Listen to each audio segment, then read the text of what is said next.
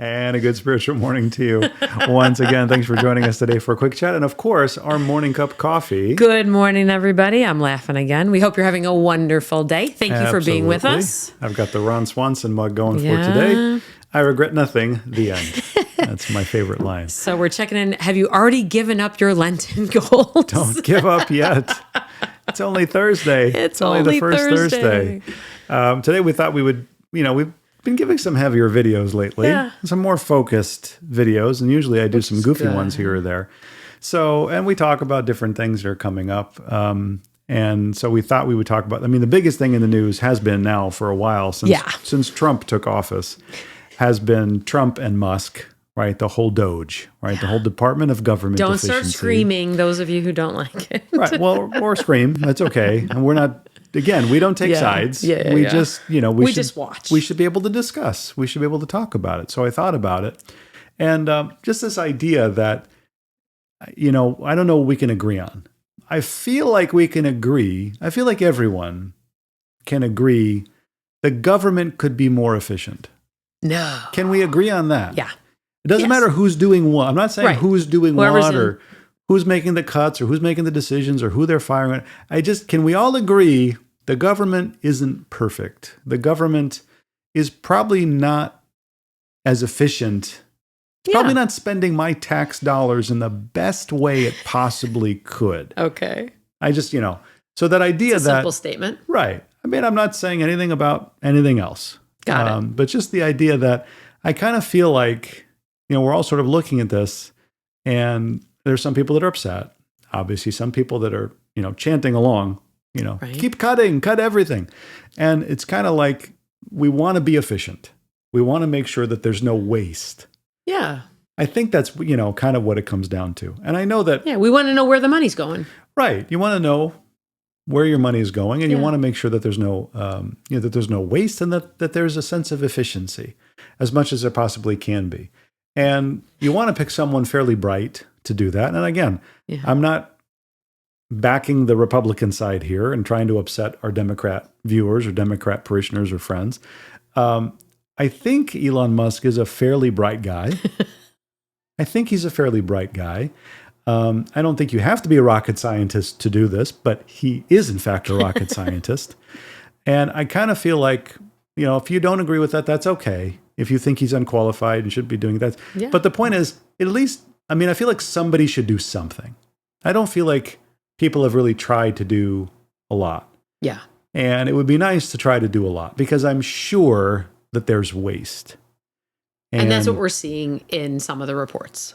Right. And I don't think you need reports to tell you the government is not efficient, that there are too many people hired not really doing the work that is necessary. It's kind of like been a running joke our whole life, right? It's kind of like, especially in the armed forces, it's a running joke in the military.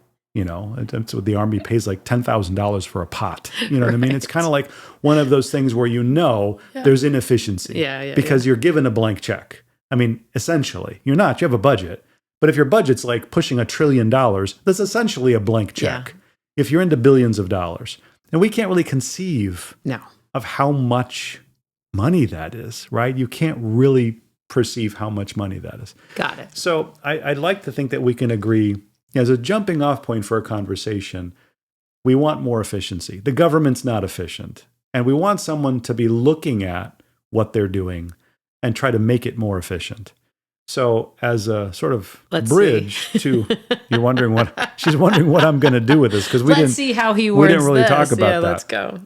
Well, on a couple of levels, we want to be, let's say, efficient in a sense. I'm going to put air quotes on that one. Efficient in our personal life, in our spiritual life. Yeah. We want to be efficient in parish life. Yeah. Right. We've served a lot of parishes, 6 parishes, and. Yeah, right. Seems like more. Seems like a lot. It's all good. And sometimes I feel like I was teasing her when DOGE first came out and it was Department of Government Efficiency. I said, that makes me the dope. He's the dope. I'm not the DOGE, I'm the dope, right? Department of Parish Efficiency. I'm the Elon Musk of the Department of Parish Efficiency. I try to sort of make sure that in parish life, things are running. Yeah. Instead of aiming for Mars, you're aiming for heaven. Right. There you go. Still in the heavens. But yeah, that idea that we're trying to make things, there's no waste, that there's efficiency, that there's productivity, that people are engaged, that things are going well, that there's collaboration, that there's transparency. Right? What an odd concept. I remember when the Archdiocese was first trying to do that, and we're like, "Oh, that's an original concept." Right? And they've been doing they it have fairly been cleaning well. up, yes. And so it's kind of like, we want to have that in our parish life. Yeah. And also because we want people to be engaged and involved in parish life, and we want because they're the church. You're the church, right? It's not there's those people that are running everything. Why are you letting those people run everything?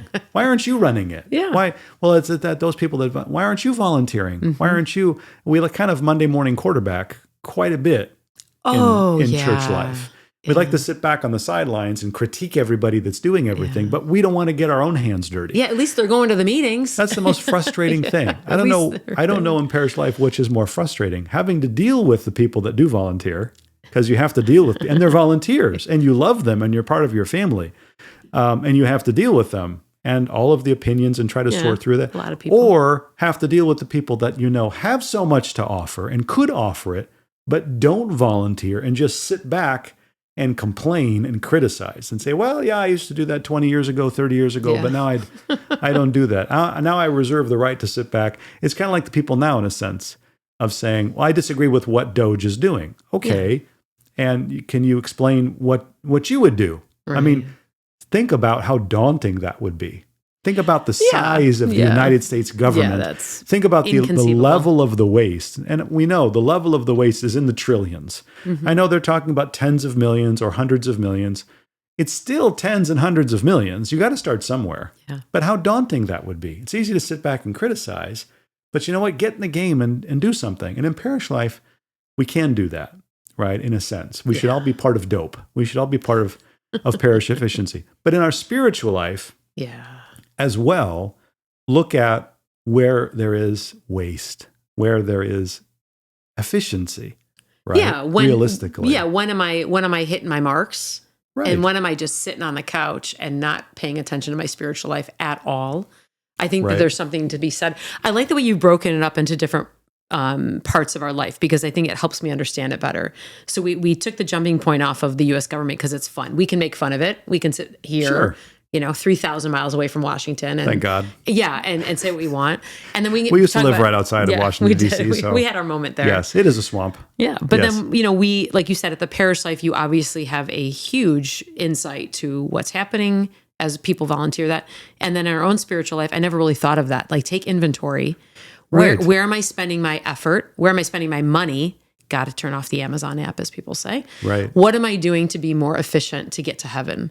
I mean, our goal is heaven, whether it's at the parish or in our home or in our heart.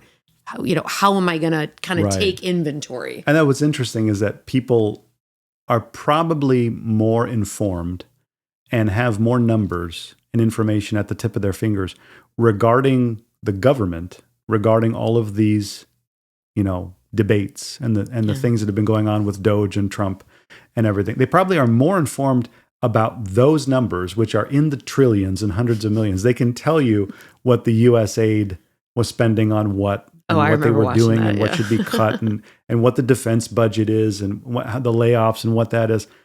Those people can tell you that. The same people probably can't tell you what their parish budget is. Probably can't tell you how much money is coming in and what it takes to operate their parish. They might not even be able to tell you what their own budget is. And when I say looking at our own efficiency, do you have a monthly budget that you work with to say, okay, this is what I work with. Yeah. And so I see what I value and I see where I'm spending. And it's not just monetary.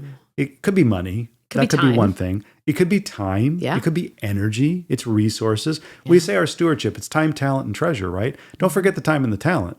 Now, also, don't just think about the time and the talent. And I have people that do that as well. Father, I'm there all the time and I'm volunteering. Yeah, so am I. But you're also supposed to give, don't forget the third T. Don't forget about the third 10%. T. But the idea of looking at your own life and saying, okay, I'm looking at my life. how much time am I spending watching TV? How much time am I spending on this hobby, on that hobby? How much time am I spending helping people? Yeah. How much time am I spending on Christ, on growing in Christ? It's kind of like being efficient, taking inventory, taking stock, concept. looking at your budgets, looking at your spreadsheets. And that's actually something that's tangible to us, not DC. Like we can joke about what's on TV and they're not being efficient, but we're not, like you said, and you don't bringing really it know. in. I mean, realistically, people say, well, I know what it, you don't know. Yeah. You only know what information you've gotten off of what website and who put that information on that website. And you trust these people? Come on. You don't really know what they're doing. Yeah. The reality is, but for us, like you're saying, you know, I know how long I'm sitting on the couch. Level. Yep. I know how long I'm spending, doing whatever I'm doing. And I don't want to pick on particular hobbies. It's just this idea. Yeah. Hobbies are good. I'm not saying hobbies are bad. We want to find joy healthy, and fulfillment, and that's great. But we want to find balance and sort of say, okay, maybe in the spiritual life, how can I be more efficient? How can I utilize my time better? How can I utilize my energy?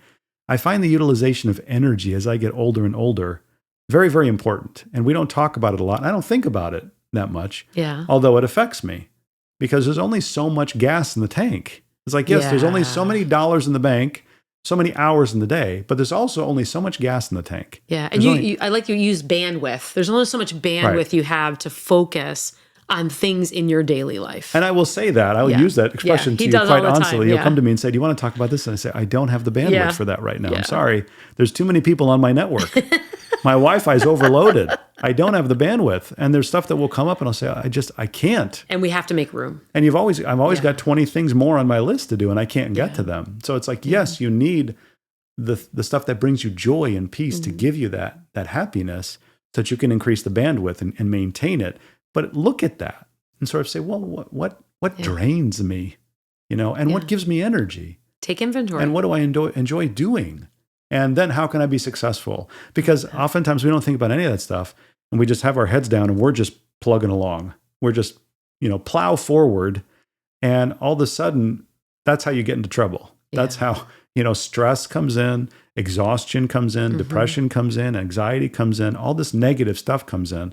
Because we haven't taken a step back and said, wait a minute, let me take a little inventory here and see how efficient I'm being and how I'm living my life and where I'm spending my resources. Right. Basically. And if I could be so bold as to say, try to see if you can do it for a minute every night.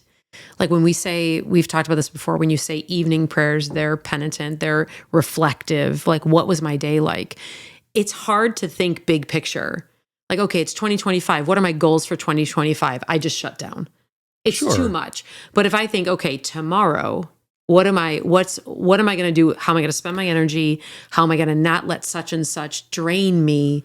Like maybe baby steps is what I'm trying to say. It depends on the person. Okay. I would say it depends on, when I talk to people in confession, we talk about that. I kind of say it depends on how you are. If you're a little obsessive, I don't recommend you try to do it every night. Okay. Because then you can kind of obsess about it. Oh, I'm not obsessive. If you're not, as you can tell. then you might want to do it weekly. Okay. It's you're coming to church on a Sunday. Sunday's a good time as you're coming to church. All that downtime you have while all those hymns that are being chanted in a language you don't understand. When you have all that downtime when you're in church, I did not say that. Then Take a minute, take a moment, or in coffee hour, on the drive to church, on the drive. Or sit outside. Back. I was just kidding. Yes. On the drive back, take a couple of minutes and say, okay, how did last week go? And I wasted a lot of time last week. Yeah. How did I waste my time? What did I do that was good? Yeah. What made me feel good? What kind of ticked me off and made me feel bad or sad? Think about it. Look at it. Assess. And then look forward to the new week that's coming. Okay, say, now what are my goals for the next week? Tweak it. I don't want to spend, I spent 4 days last week watching TV for probably 6 hours a day. Coming up, I'm not going to do that. I want to readjust, and this happened last week. It upset me. I'm not doing that. I'm just not doing that next week. I'm not going to do that. And then I did this. It made me feel really good. Next week, I'm going to do that 2 times. It's just doing that kind of regular inventory. I like that. And I think that's really helpful. If you can do it nightly or every morning, okay, maybe that's great. Every few days, that's great. At least kind of once a week, once every 2 weeks, take a look and say, what just happened? What's been happening? and really try to implement some regulations, kind of for ourselves. Can they be dopes too? A department of personal? Could be. Department instead of parish. Right. What would efficiency, personal efficiency? Dose? What would be self? The Department of Spiritual Efficiency? Oh, I don't know. No. Dose. No. I like dope because I'm a dope. Yeah. So it makes sense. But yeah, I mean, I think it's and especially in Lent, it's a blessing. Yeah. So every week in Lent to sort of say, I'm trying to fast, I'm trying to do all this stuff. How did it go? What went well? What can I do better? Let me look at that. I can look at that every night, every couple of days, once a week. And so I can take an inventory, try to become efficient, and get closer and closer to Christ, and do that each and every day. Amen.